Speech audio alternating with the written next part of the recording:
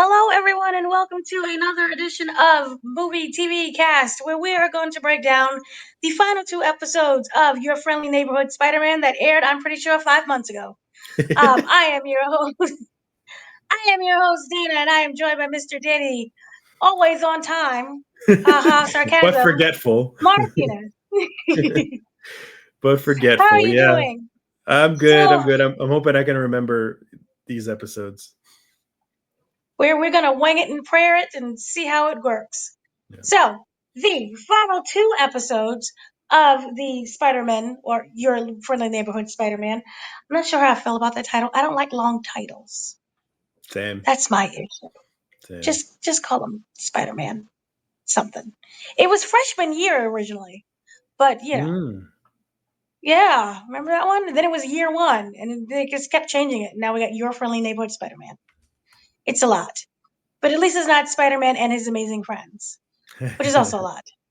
Yeah, it But is. anyway, going on to this, with this episode was very fun and very interesting. We have basically a time loop that we was all in and didn't know of. That was a really fun plot twist. We know that there are multiple seasons that are coming, but before we get into that, let's just kind of break everything down with Scorpion. So remember Scorpion? I know it's been several months, but we have Scorpion back in kind of episode 8, where Norman gave Norman we know is not good. He's not someone who was actually there on Spider-Man's behalf and just being a happy little mentor. I think we kind of all suspected that he was doing things nefariously and for his own good. And so we know that he is working with, not only being able to put everyone away, but also using the technology himself. And this is how we probably most likely in season 2 end up with Green Goblin. Hmm. So that should be a lot of fun with this. But right off, it kicks off with Norman. He kind of visits Doc Ock in prison. Doc Ock, remember, he was arrested for all of his crimes. He was stealing a bunch of technology. He was giving it to the villains and the criminals in the New York City area in order to create, we would assume, his own probably version of a Sinister Six. And instead, he got thrown into prison, basically because of Norman. So all the double, triple cross that Norman was doing, he was busy in these streets, which is why he can't be a father to his son. But anyway, um, the owner basically, Norman is saying, that everything is going to be good now, that they're branching out in space exploration. His business is growing and expanding, and that he revealed that he made a deal with not just Ross to put Otto behind bars, but that he gets to keep all of the confiscated tech. And this is how we end up with probably Green Goblin. Because now we have all the confiscated tech, which I think is what he was after anyway. He was just keeping Spider Man, as we all know, is Peter Parker, keeping him, kind of in making sure that they're friends so that he can face these guys, so that he can go and call the police and then be like the hero of the day. But he's really just wanting the technology. What did you think of kind of the big reveal of who Norman actually is, even though we were kind of weary from the beginning? Yeah, of course. I think I already had the inkling of they were hinting at his villainy when you saw his Green Goblin glider come and save him with that first encounter with Scorpion. So I think this kind of that scene with him and Doctor Octopus kind of solidified it. That Mm-hmm. he has bad intentions. I think he kind of feels like he's himself in a gray area, like he means well and he's doing things for good, but he's really doing things for bad, and he doesn't really realize it, I guess. But it also showed very much Doc Ock's personality that I really liked how it was portrayed. Is that he's so incredibly full of himself and so sure of himself that like he doesn't care that he's stuck in prison. Like he feels like he's right where he needs to be right now. He can get out at any time, or he can like he'll be just perfectly fine. And that he's he's mad that Norman took advantage of him, but he'll get his comeuppance pretty much. Like Dr. Octopus his attitude was very much Doc Ock in my eyes. So yeah, but the Norman Osborn stuff, it was very well done. How they're building him up slowly but surely into the villain that he is. And I also like how Doc Ock was able to read him for filth and was like, Yeah. "You never did anything on your own. You're just stealing off of the work of other people, and that Hmm. you suck just as much as I do. So I really did like that aspect of them meeting and kind of being enemies. But, he does have a point. So this kind of makes you wonder, why did he become so rich? Ooh, what's the story behind that there? But yeah, so also kind of moving on with that, not every part of the tech was recovered by Norman or even the police. It made its way to the gang, the 10th Street gang, 110th Street gang. And now they have possession of this, which, is really interesting because they're in the middle of a war with the Scorpion gang.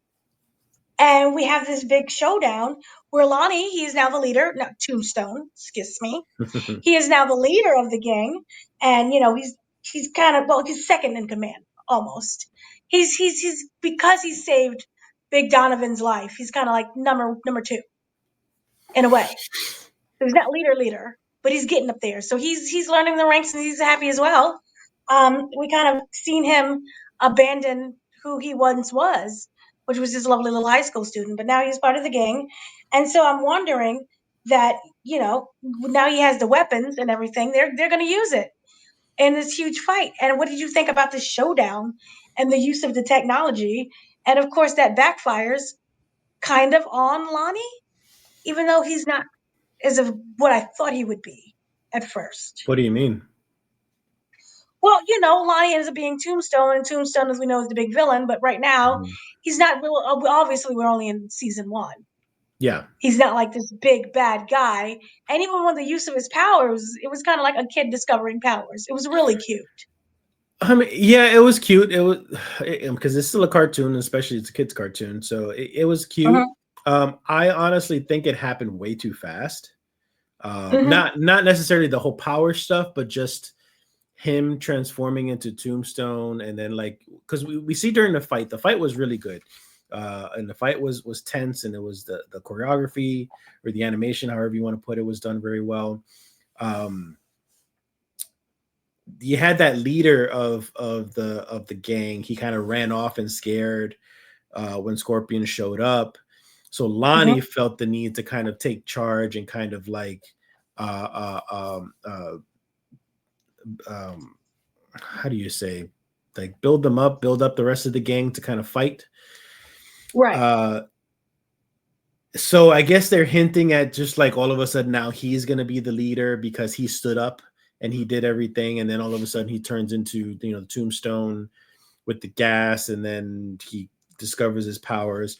I think that all happened way too fast. I still feel like there still should have been more conflict between him trying to be a good person and then slowly like liking. I know they already showed him liking the gang life a little bit more and more and more, but I still think it just happened way too fast. I think they could have developed it a little bit more, like up, into the second season, maybe the middle of the second season, if anything. And then like he can slowly turn into that gray Tombstone that we all know. But I mean, we'll see. But right now, he wins the fight with Spider-Man and Scorpion, and they hinted at it a little bit because his fingers were a little bit gray, so it seems like it's kind of spreading on him eventually. Um, so yeah, I like that whole scene. I just think the development of him becoming the gangster that he is happening a bit too fast. Right. No, I completely agree with that. I think that they did do it a little bit too fast. I would have loved a little bit more of internal conflict, Hmm. especially if you're involving the baby brother, which is the whole reason why he's even in the gang. For the brother to like maybe talk to him and be like, I don't want you to do this. We got to find another way. Because he did, it would have been nice to see that. It would have been nice to see him kind of struggle with the whole school and the football practice and see the ramifications of that. Because he can't Hmm. be at two places at the same time. So I would have loved to have seen how that would have went down a little bit more, as opposed to boom, now I'm in a gang, and I'm loving it here, and I'm going to protect everybody. And again, it goes back to that sense of wanting to belong. But I never really got that sense of he didn't have a place to belong because the football team and even the Yeah. school in general, they all loved him. Hmm. So I still kind of question, what does this lifestyle give you that you can't get on your own or you haven't been getting? Is it the fact that you're a criminal and you like being criminals? But we really didn't see him be. See, it's hard to say we didn't see him be a criminal as we watch a huge shootout in the middle of the street. Right. but at the same time, it didn't give like that kind of like inkling of I want to live dangerous, that kind of situation. Yeah. He was just kind of volunteered for that, and so that's what it was. But I would have loved to see more of that transitional period of seeing him progress more into the character. Because again, he has family, he has friends, he has a community. It's just kind of weird how they put it that way.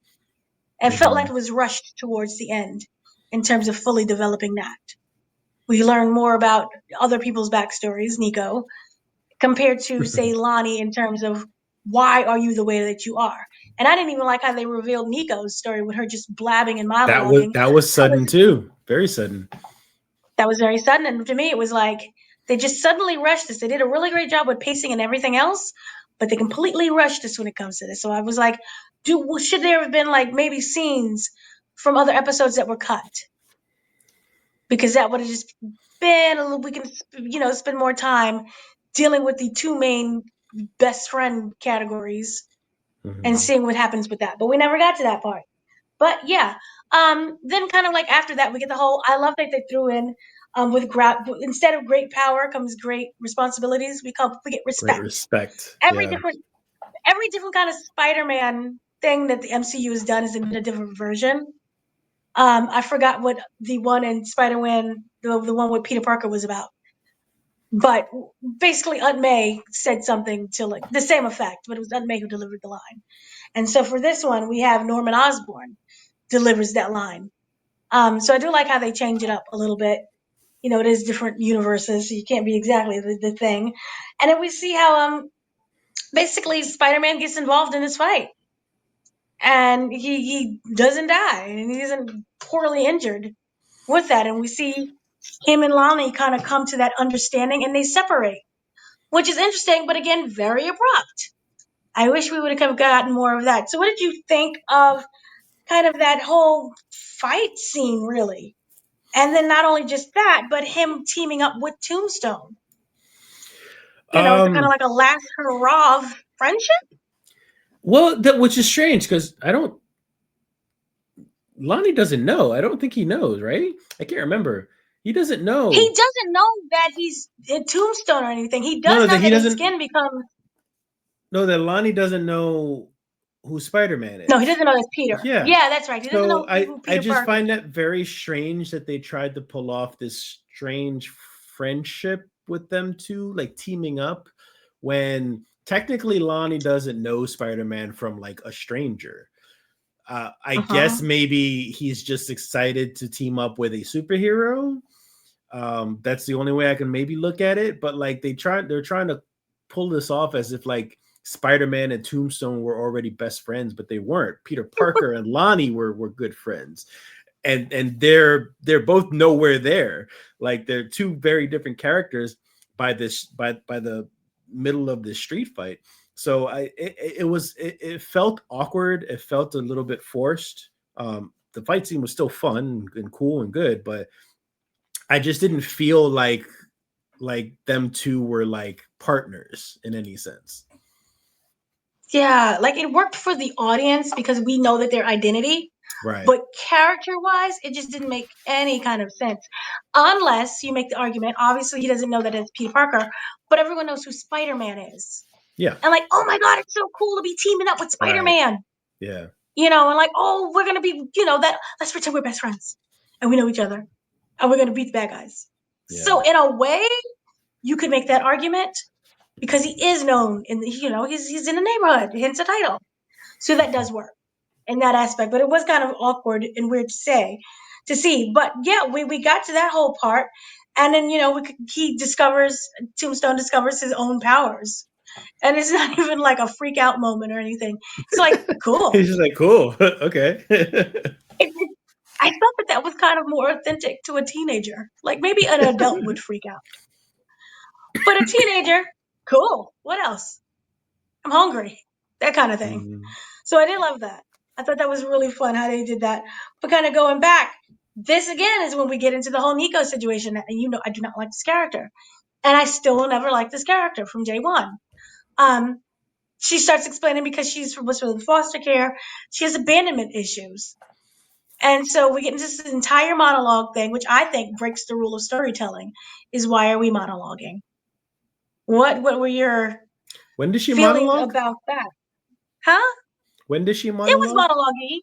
What are we? She What are we monologued talking that about? the fact that, remember how she ended up talking, she ended up meeting back with Peter, right? Hmm. And they apologized because remember she discovered that he was Spider-Man. Hmm. And she never knew, and she felt like she was completely left out of the loop, and that's why she threw a fit, was because she had abandonment issues. So she comes back and she's like, I apologize, and she goes through the whole thing about being in foster care and how everyone's left her, and the friendship that he was having with other Yeah. people, and the fact that they just excluded her from knowing that he was Spider-Man. I A vaguely mess. remember it. I guess it just shows that like Nico at this point is just very much she just likes to complain and like if things don't go her way or whatever. But um, I I, I do you know anything about who her character is supposed to be? Because now she has these Remember newfound the powers with Runaways? this amulet. Yeah, remember the Vaguely, Runaways? vaguely, So in the TV show, the series, The Runaways, she's yeah. Nico from The Runaways, which was the main character Oh, in the geez. series, Yeah, very vaguely. I remember a and little bit. also in the book. So Okay. that's what remember they slice and dice all these different characters because it's a different universe. Then she Yeah. is technically from The Runaways. Yeah, I don't I'm not interested in her whatsoever. Like she is annoying. I don't know if they're like maybe prepping her to be a kind of a villain now that she has superpowers because if she has these powers, maybe she's gonna try to be like, well, now I'm gonna make you, you know, do what I want to do or something, or maybe like she's gonna try to butt into the whole superhero thing to kind of like have another common interest with Spider-Man slash Peter Parker, and maybe she's just gonna get in the way or something. But either way, like I feel like she's still gonna be an annoying character to deal with.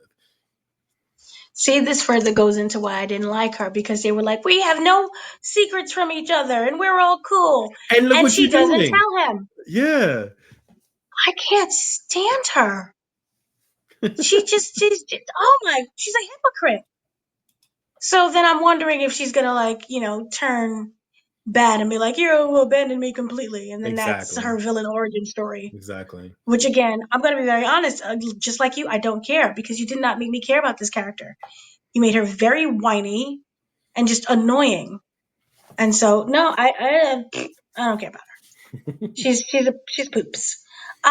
But yeah, then we kind of had that, in the end, that the whole part of what Norman Osborn was doing was to get Spider-Man's DNA and to get his.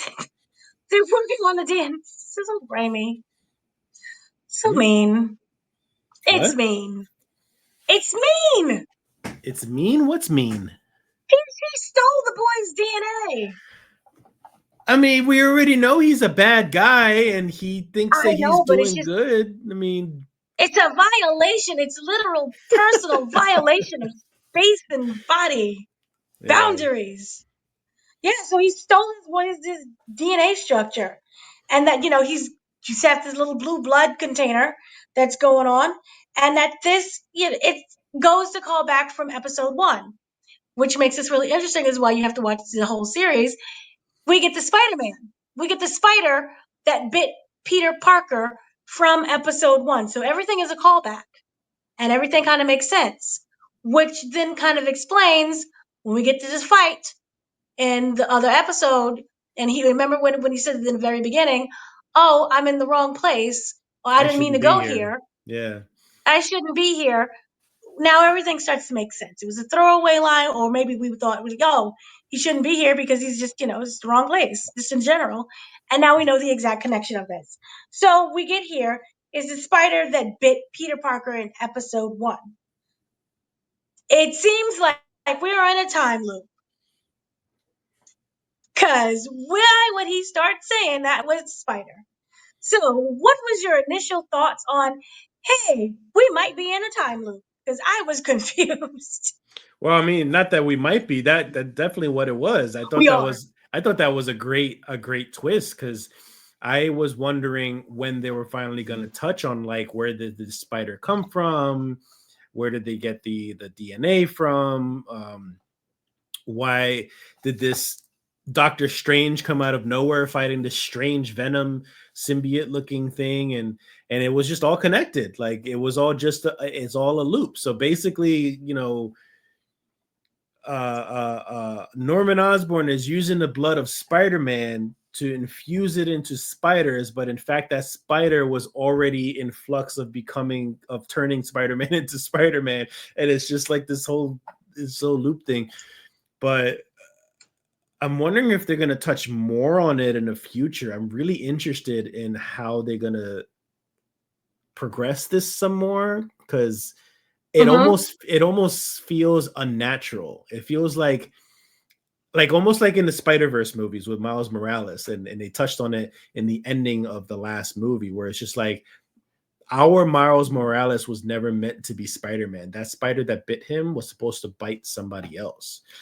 And I kind of feel like they should touch on that in this series. Kind of just like this Spider-Man wasn't supposed to be Spider-Man, but now with this time loop that has been involved and never should have happened in the first place, what was really supposed to happen? So I hope they do that, but all in all, my reactions to it was like, yeah, these are the type of like story beats and the type of twists that I like in my content. I don't have enough intellect, so I was confused at first. I was like, wait, what's going on? This doesn't make sense. Did I see this already? Did they mess with my copy? But no, I thought it was absolutely brilliant. And it's a great way to separate itself from the other iterations of the Spider-Man. Yeah. So I love that aspect. And we're playing with time, which we kind of got in I forgot what it was. It was an MCU project that played with when they went back and used a literal time stone. Remember for the Avengers, Infinity something. I think it was Infinity War. Infinity War. They used the time stone to kind of travel back in time, but this is something we're completely talking different. about Endgame. Endgame, if we're talking about time We're travel. talking about Endgame. We're in the Endgame now. Yes. So the use of the time stone, but this one we're stuck in a continuum. We don't know exactly what's going on. We're getting more information, but at the same time, I'm like, do we end up in the same spot? It's just like a groundhog situation. But I love it. No, I don't think it's No. that because that loop has already happened now.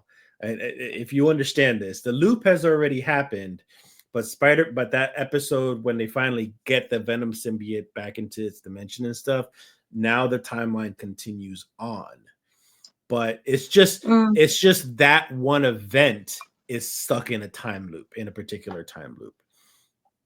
Well, let's see, why are we in the time loop to begin with? Yeah. That's what I want to know. But even more of a bigger question than that, what is going on with Peter's dad? Yeah. That was a plot twist.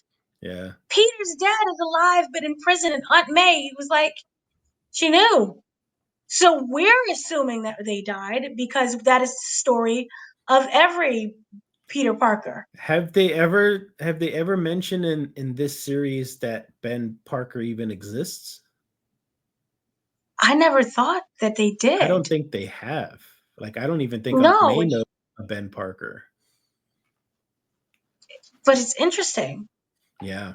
That's happened.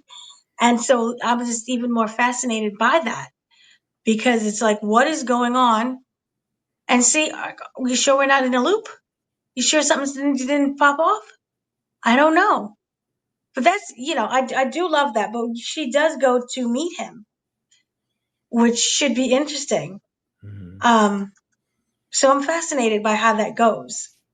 But I have so many questions with that. And so I'm pretty sure, obviously, they're not going to just leave it as a cliffhanger and then never return to it again. But Ben Parker being alive, not Ben, not Ben, it's Richard. Richard Parker? Richard. Yeah. Yeah. So it's Richard. Richard is alive. We don't know what happened. So do you think that anyone else knows? Because no one really wants to go around bragging, hey, my dad's in prison. but it could also be a secret that he is in prison this whole time and not dead. Yeah, I think. I mean, because I would think that Peter would have mentioned it at some point in the show, but he hasn't. So maybe he doesn't know. I think my only assumption is Richard is in some deep stuff that they have him in prison secretly, or he's under a different name, or maybe he has some involvement with like Norman, where he have somebody rich enough to where he can pretty much make anybody disappear. So Richard kind of just disappeared. I never thought of it that way. But he's in prison, so it's not like he disappeared by choice. Right. Something happened to land him there. So I'm wondering, what is the crime? Does this mean his mom's alive? What if mom's in prison too? Maybe. We don't know. There's a lot of things that is going on with this, and I do love how they revealed it. I thought it was absolutely fascinating. So we have to wait and see, obviously, into season 2, what is going on, which we will know has been renewed for a while now. You gotta wait Um, till next year. so yeah, but in the thing, from what I remember, they could go the comic book route, was they were spies. Oh yeah, that's So right. Yeah.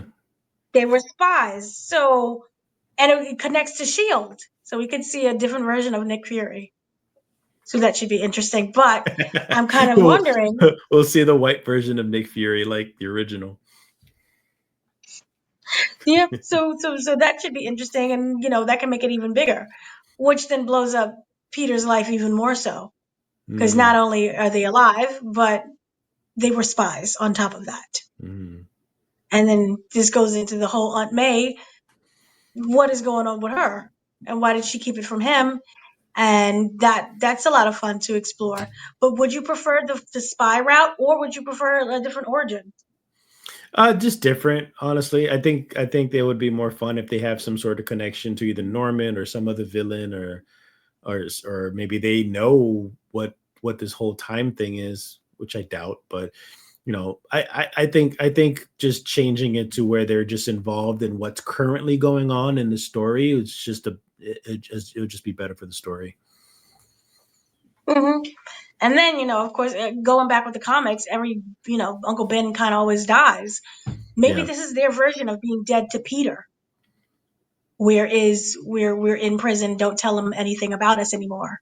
Hmm. Don't tell him, and in that way, they're dead in a sense. And that's how we kind Hmm. of keep it going on with how it goes. And you look at, remember they did something, well, they didn't do it similar. They all died when it came to the Sony version of Spider-Man. But this can be a lovely way to kind of separate yourself from the Sony version of that. So Yeah. yeah, I really liked how they did this whole situation a little bit. Yeah. I have a question because now that we're Mhm. even thinking about it, I don't even know. I don't know why I didn't even think about this in the first place. But being that Spider-Man is Sony, and I know Marvel has partnered with Sony for Spider-Man movies, do they still have to have these licensing partnerships and stuff because he's animated, or is this strictly Marvel or No, Disney? that's Sorry. Marvel. Remember how they explained that they can do any of the animation stuff? Like that's their Okay, property, but it's only but remember he can't be shown in Disney Plus shows. that's So he can't pop up such a strange like law, such a and then they strange share thing. him in a movie. Yeah, Yeah, that's so weird. Like, we it could do is. cartoons, but we can't do movies, so we have to partner with the persons that do the movies. That's what you're saying, pretty much. It's like it's just weird. It is. But that's why we have a slew of Spider-Man shows. Because Yeah, even on Disney Junior, they have Spidey and his amazing Spider Friends, yeah, yeah. which That's is really true. cute. It's such a good show. But yeah, so we kind of have that. And I also like, just in general, how because they decided to not have it connect to anything, we can have so many different possibilities with it. And it doesn't have to follow any of the MCU canons.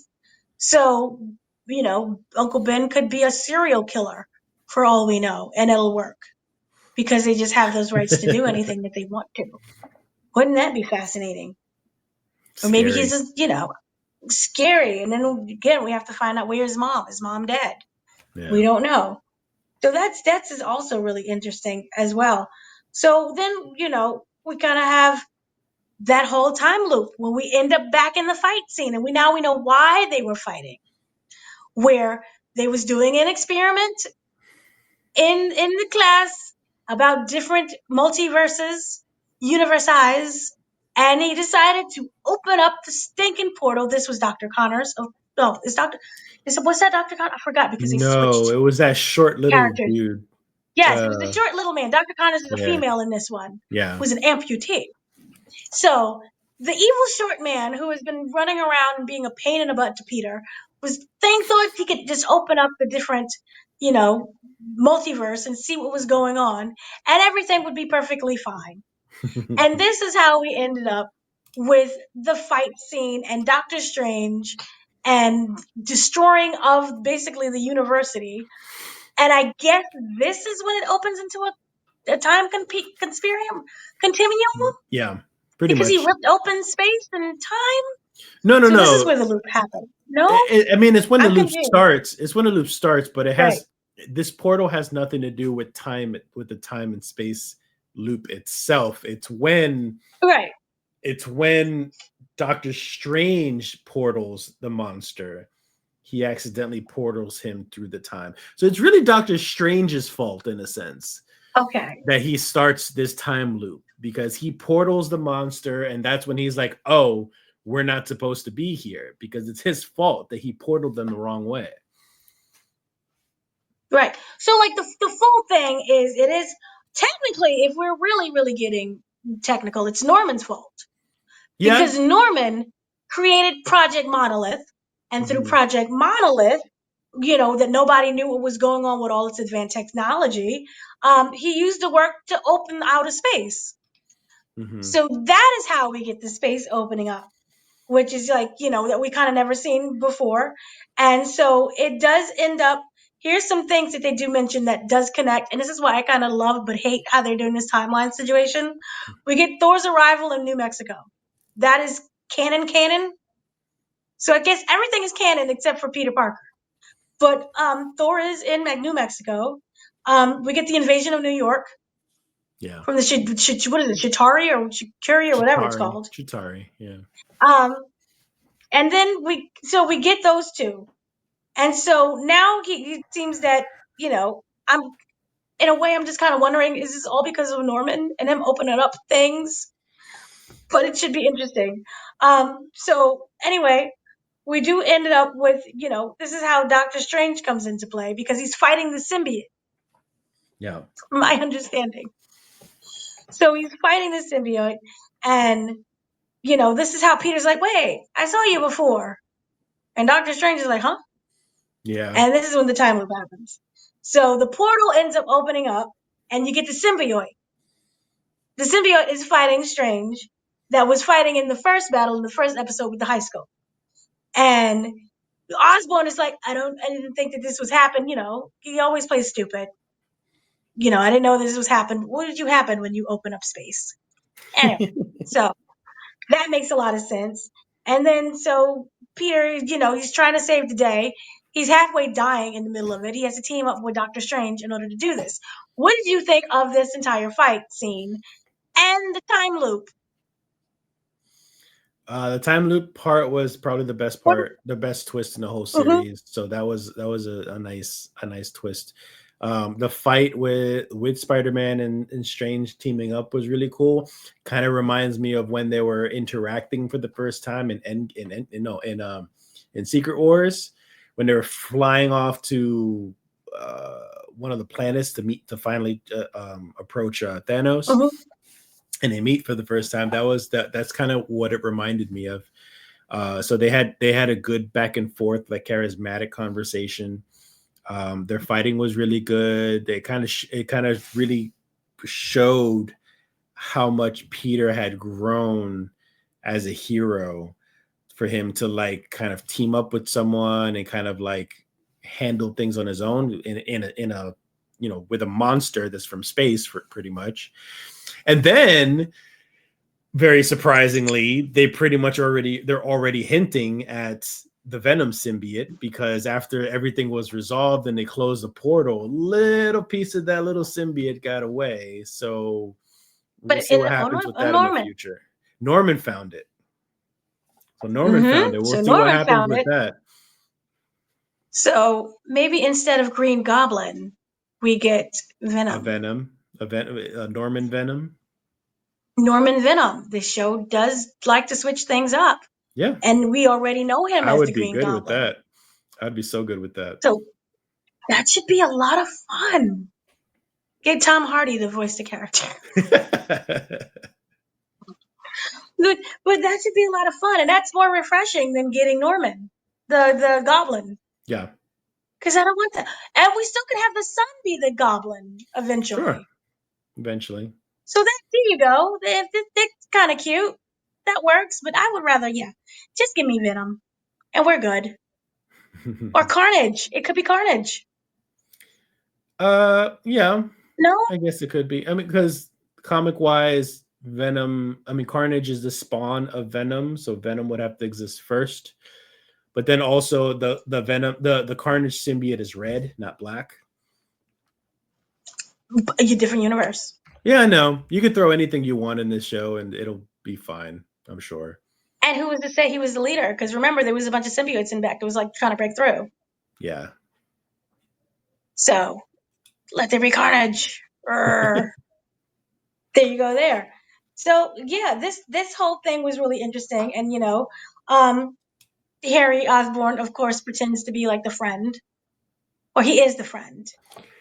I don't think anything suspicious with him. I think he's just the nice friend who kind of wishes he could do more. He's kind of stuck in a bad place. His father is a mess, doesn't pay any attention to him, and he doesn't Mm-hmm. really have any other friends, so he wants to be friends with Harry. And he really likes being, the guy at the desk who's telling him what to do and, his backup plan. Mm-hmm. So he's just kind of happy about what's going on. And so he decides to form a new company called Web with the other scientist of the group, little ragtag group of people. Yeah. So how did you feel about that? And then on top of that, um, everything is just kind of, he says goodbye to Doctor Strange. Peter says goodbye to him. And, we do see the Watcher. The Watcher is watching. Which is a So, big, big, big deal, because when the Watcher is watching, it means a significant event is occurring. If anybody reads those comics, that's what happens when you see the Watcher. If he's watching, a significant event is occurring, and it's very important to like the universe as a whole. So I'm wondering where they're going with right. that. I'm wondering where to go with that. And then Daredevil is, he made his appearance That once and looks he's back cool. again. And Daredevil is using one of the scientists to keep an eye on Peter. Yeah. So it's interesting that we have a little bit of space and magic as well as, grounded superheroes. Everything's thrown into the show all at once. And then, Webb, of course, they're going to spy on Webb and see what that's all about. Mhm. And whether or not Daredevil is going to use it to an advantage. And Daredevil could actually be the villain in this. We don't know because the show flips things and turns them upside down. So we don't know of what could happen. Um, and we do see Tombstone get an invite to Webb as well, but he's still going with the 10th Street gang, and he's like, he threw his jacket in the trash can. Like, Mhm. these are my homies. So they're really parting ways now. I think it's kind of a significant. It was a very visual decision of him throwing away the jacket. Like, that broke my heart a It's little very bit. much like I don't know if you remember in the comics or the comic book itself, the cover is when, Hmm. and they actually they touched this in Spider-Man 3 with Tobey Maguire. I can't remember. But remember when Spider-Man wants to not be Spider-Man anymore, and he tosses his costume in the garbage, and you kind of see the costume draped over the garbage can with his mask, and you kind of see him walking away from it. That kind of reminded me of that, because you saw him toss it in the trash can, and the jacket is draped over the trash can. So I think that that's what they were going for. It was like he was almost shedding his old costume and walking away from it and Mm. becoming this new person. Look at you being smart. I like that. I can think sometimes. You think good. You think real good. No, I really like that, and I like the fact that we have that there. And there's other things that's going on at play, and so I feel like I'm just scared about when it comes to season 2, we don't lose that storyline because we have a lot more storylines that they're adding into this. Mm-hmm. Then we have the whole thing with Nico and the amulet. It's good to see you again, Mom. Huh? Where did that come from? Yeah. So we have the mom situation, which is in an amulet. And how does that powered up? And what's going to happen there with that season? So that should be really fascinating and kind of interesting with there. And then, Big Donovan, he ran away. So he's no longer a thing. So Lonnie, he says he wants to turn things around. So are they going to be like a good gang or are things going to be even worse? Because without Big Donovan, who, was the big bad threat, what does a gang look like under Lonnie? And I think that should be really good and interesting. So maybe it's actually not a bad thing. Maybe they start doing, after school Community curriculum work. activities, community service. They Uh, start joining some type of community situation and they teach the kids how to read and they all get their GEDs and everything works out. They become bankers and college people. Bankers, It's as all in for the Robin Bank, best. sure. Haha. Well, now. And then, we have Webb situation, and now I wonder how that's going to also go down, and Daredevil knowing everything that's going on there. So that should be fun. But I'm really stuck on Nico, basically seeing what's going to happen with that mom and that amulet, and that should be fun. And we all know that Doc Ock is not staying in prison very long. He already Mhm. planned. He's making his plans right now to go. So he's going to be on the run. He's going to be a, probably even bigger villain, and him and Norman are going to probably, they could team up. We could get Sinister Six. I don't know. With Venom or Carnage and Doc Ock. I think it's more of a He's chance like, on no. Venom. And if anything, honestly, oh wait, no, that was a What? Carnage. No, that was a Carnage symbiote. There's a point in the comics where Carnage fuses with Doctor Ock. So I wonder if like at some point like Doc Ock tries to steal Norman Osborn's stuff, kind of tries to get back at him. Maybe he ends up stealing the Venom symbiote and he becomes Venom. So he's like a Venom Mm-hmm. octopus type thing. That would be pretty badass. Right. And then we have Project Monolith that's going on, which is not Mhm. related to the other monolith. So we're not going to get like big dinosaurs and Godzilla coming out.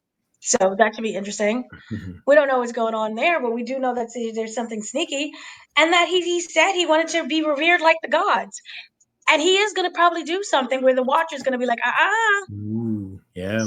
so the Watcher may have to come down and start cracking skulls as well, because like a god, that right there is something that is irreversible, maybe. Mhm.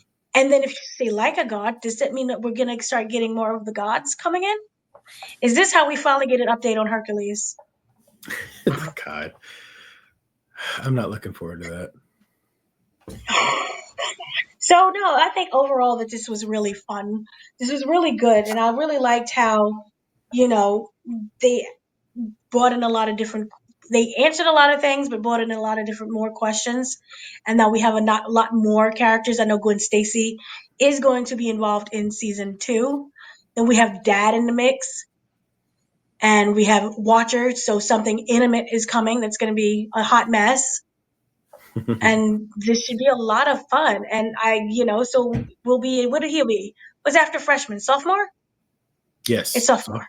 So sophomore. he'll be a sophomore in school, and he's dealing with Web now, which is another group that we don't know what it is. So that should be fun. So overall, what were your thoughts? Oh, there was a post credit scene. What were your thoughts on that post credit scene as well? What was the post credit? I can't remember. Wait, was there a post credit scene? No, I No, there think the was. father was just more of like There a scene. was. Oh, was that what the post credit scene was? The Yeah, father? I think it was more Okay. like just, a final thing of like, hi, dad. Well, not Oh, dad, but, yeah. him being like my son. So that, overall should be really good. And what were your thoughts kind of just in general on how they wrap this Um. whole thing up? So I remember the first episode we did when we reviewed episode 1 and 2, or 1, 2, and 3, or something. I Mhm, did say a couple of negative things. I had said that I liked the art style, but I hated the animation. I also said mhm. that I didn't like the voice actor's voice because it didn't fit Peter Parker. And I did say towards the end of that I'm sure I would get used to it, and I did. So overall, like, I love this whole show from top to bottom, everything, like the animation now and the art style. I've gotten used to his voice. Still think it's a little whiny, but it's Peter. It's a young kid Peter, so as it should be. Um, so I think it's all great. Like, I love that they can still make quality stuff that's not just for kids but for adults as well to enjoy. So I'm really happy that this show has come out, and I hope it continues further. And it's so good, everything, all of it. Yeah, no, I completely agree with you. I was very, trepidatious at first because it was like, oh, what is this going to be? Is this another kids show? How well are they going to do it? But they really took time and invested in all of the characters and all of the storylines. I felt that even though it's not as adult as X-Men 97, it's done with the Yeah, same quality yeah. as X-Men 97. So I really did appreciate that. And I love the fact that, they took time to craft storylines where it's really easy to drop storylines and to drop characters just randomly. And they didn't do that. They followed through completely. I'm just worried, like, is season two going to be too overpacked? I Mm, don't know, because there's a lot of things that's going on that you have to now introduce, and you're also continuing. So I did like that aspect, and then I like the fact that we're going to get different elements. It started off very much as a magic based, instead of it being like just a regular classroom where the spider bites him. This is coming mm, from space and Doctor Strange involving magic. And I like those different elements. And now that we have the Watcher, that is a whole cosmic element that they're adding into this as well. So that's another consequence. And I wonder if he's going to like start getting involved, which would be a lot of fun if he does, because we've known him. If you watch the What If what if? series, the problem was that he got involved. So, and I don't think this Watcher is the same Watcher. I don't think What do you so. mean? It should be the same one. There's only one. Like, There's only one Watcher? if we're only talking about Uatu the Watcher, the one from the What Yeah, If series, there's only one. yeah. There's no multiversal Um, Watchers. They're in their own dimension. They only exist one, but they oversee all other universes. well, see, now I'm wondering what timeline this is, just because it's even more a little complicated. Because is this when all the other Watchers told him off and he had to fight them? I'm Or is this hoping that before? this is already after the fact, because I would assume if you're going to involve the Watcher on this Spider-Man show, he would have no problem getting involved. Do you know what I mean? Unless Because if this was something the so old, desperate happened. yeah, unless something happens, but like he was still always hesitant about involving himself in anything. So if we get this Uh-huh. Uatu and it takes place right after everything that happened in What If, then he shouldn't have a problem like involving himself as he did before. Mm, that should be very interesting. So I do look forward to see how that ends up coming into play and what exactly is the bigger threat. Because I don't think it's Norman at all. Hmm. I think it's something that maybe Norman ends up creating that attracts something that comes into the universe. So that should be a lot of fun as well. And then we have the involvement of Gwen Stacy. I know a lot of people were upset about Gwen Stacy because it's it's the same thing, and she's going to be Spider. What is it, Spider Gwen? Is So that now what we they have more. said? Yeah.